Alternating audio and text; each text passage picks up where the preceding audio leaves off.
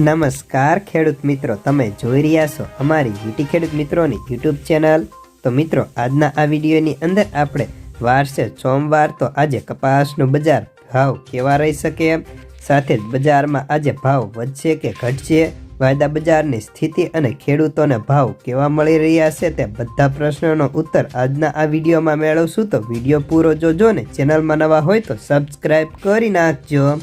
તો મિત્રો, સૌપ્રથમ તો આપણે કપાસના બંને વાયદાની વાત કરીએ તો હાલ અત્યારે MCX વાયદામાં મોસ્ટલી વાયદો અત્યારે સ્થિર જોવા મળે છે।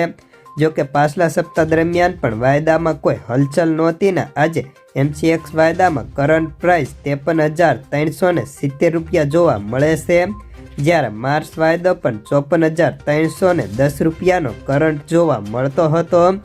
જ્યારે ન્યુયોર્ક કોટન વાયદાની વાત કરીએ તો તે વાયદાની અંદર આજે સામાન્ય સુધારો હતો અને વાયદો 46,454 રૂપિયાનો કરંટ પ્રાઇઝે જોવા મળતો હતો।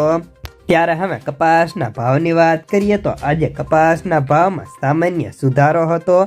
અનેક સેન્ટરોની અંદર પ્રતિ મણ 10 થી લઈને 15 રૂપિયા જેટલો સુધારો હતો, તો એકાદ બે સેન્ટર એવા હતા જ્યાં બજાર સ્થિર હતું। બાકીના તમામ સેન્ટરમાં આજે ભાવ વધ્યા હતા અને ખેડૂતોના ભાવ તેની ક્વોલિટી મુજબ 1400 થી લઈને 1480 રૂપિયા સુધીના ઓફર થતા હતા। અત્યારે માત્ર 1500 એકાદ બે યાર્ડમાં એન્ટ્રી હતી, નહીંતર 1400 થી નીચે કપાસના ભાવ બોલાવવા લાગ્યા છે।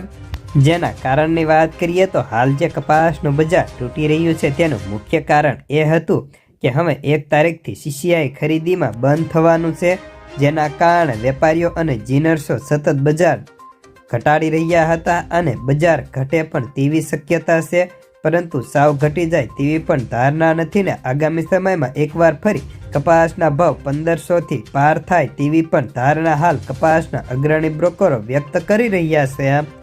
જ્યારે હવે રૂ બજારની વાત કરીએ તો રૂ બજારમાં પણ આજે ઘટાડાને બ્રેક લાગીને ખાંડીએ 150 રૂપિયા જેટલો સુધારો હતો, પરંતુ હાજર બજારમાં તેની કોઈ મોટી અસર નહોતી જોવા મળીને અત્યારે 356 કિલો રૂના ભાવ 150 વધીને 53,200 થી 53,400 રૂપિયા બોલાતા હતા।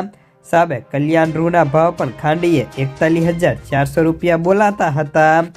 જ્યારે હવે અમેરિકાની રૂની નિકાસમાં નોંધપાત્ર જેટલો વધારો થતાં રૂમાં મંદી અટકવાની ધારણા છે, જ્યારે શ્રીલંકાની ટેક્સટાઇલ અને ગવર્મેન્ટની નિકાસ 2024માં 5% વધારો હતો, જેથી તમામ દેશોમાં નિકાસ વધી છે, પરંતુ ભારત દેશને હજી નિકાસ ન વધવાના કારણે પણ બજારને ટેકો નથી તેમ કહી શકાય।